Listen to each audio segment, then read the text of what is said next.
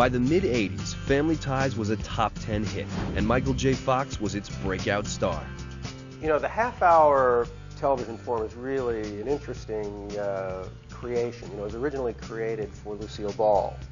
And if there's one other person who was born to thrive in this world, is Michael Fox. He was so energetic that you almost couldn't hold him down. There's something impish about him, and yet he's not annoying. He's very likable. There's something mischievous about him, but you don't ever get the feeling that Michael J. Fox is going to go too far. I think that this innate quality that he has, who he is as a person, really comes through when he's performing. For a guy who was struggling to buy groceries just a couple of years before, fame and success were almost surreal. But Fox was careful, almost superstitious, not to let it go to his head. I feel charmed, but I feel that it's a little like a monkey's paw. You got to treat it the right way to get your wishes. You have to respect it, and you have to be grateful for it. Fox wanted to build on the incredible momentum of Family Ties with a starring role in a movie. During a 5-week summer hiatus from the show, things got a little hairy for Fox. Teen Wolf was a low-budget, campy comedy, but it was his first leading role in a feature film. Fox thought it would be his last. It was a movie for teenagers, it was about a werewolf, and he had to put hair on his face. I mean, it's not the recipe for success, really. Before the film was even released, Fox had already caught the eye of Hollywood giant Steven Spielberg, who was the executive producer on a quirky little movie about a time-traveling teen. But there was a big problem. The producers of Back to the Future were good friends of mine. They wanted Michael. He was their original first choice.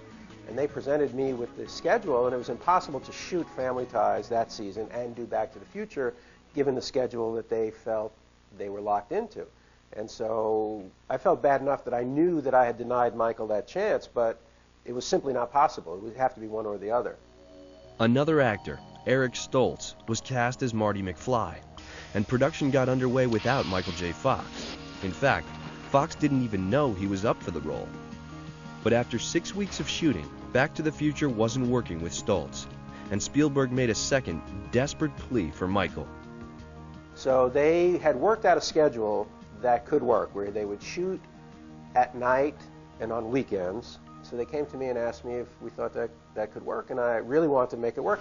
I didn't want the fact that we were doing the TV show to keep him from anything else. Fox had little time to prepare for the prized role, but the TV star was eager to prove he could carry a movie. Doc, I'm from the future. He was very excited, eager to please. I mean, it was like a fabulous role, and I'm sure he really wanted to shine in it. He was coming in late, we had already been shooting for 6 weeks, so there was jumping into something that he's barely had an opportunity to learn, and a lot of action, and getting comfortable with the crew and the cast, and hoping the dailies are going to live up to their expectations and everything. It was a lot to dive into. It was a very strange thing, of course, to step into a role that's not only did another actor have to leave, but also a lot of the movie had been shot. A family had already formed on the set of Back to the Future, and yet, there was Michael J. Fox being thrown in. Michael would work all day, 8 hours or more, rehearsing and taping Family Ties. Then after dark, he would race over to his second job, working through the night until dawn. The schedule meant Fox caught only 2 or 3 hours of sleep before having to start the cycle all over again. He was doing something that was superhuman, to do our show during the day and to do Back to the Futures at night. We started to get pissed because he'd come in, he'd be tired. Well, duh, yeah, of course. But it was like, you have to be able to show up. This is your first commitment. You wouldn't be doing that if you didn't have this. So let's get on it. And he did. He's a smart boy. Well, that's great. He was very professional. There was work to do, and he knew what the work was about, and he was focused on that, and I don't think he was distracted by all the recognition he got and the fame and all that. He's a worker. If Fox was tired, it didn't show. He and Christopher Lloyd, who played Marty McFly's frazzled but brilliant mentor, turned out to be the big screen match Spielberg was looking for. I mean, I just felt it was like an innate chemistry. I was Doc and he was Marty, and it wasn't something we worked for. It wasn't something that we'd lose. It was just there. Audiences overwhelmingly agreed, making Back to the Future #1 at the box office and an instant classic. It was one of those rare movies that appealed to all ages, and critics were raving. Every once in a very long while, a movie comes along that I want to throw my arms around and hug. If we thought we liked Michael J. Fox before, after Back to the Future, we loved him. The world fell in love with Michael J. Fox. It became the highest-grossing movie of the year, catapulting Fox to A-list movie star. But he still had a B-list movie waiting to be released. Just 1 month after Back to the Future proved box office gold, the producers of Teen Wolf wanted to see if Fox's Midas touch would work for them too. They moved up the release of the werewolf romp and held their breath. It worked. When the movie came out after Back to the Future and was marketed on Michael J. Fox's coattails, he was now a huge movie star. Turns out that Teen Wolf was a pretty good movie. I mean, it wasn't as good as Back to the Future, but it was pretty cute.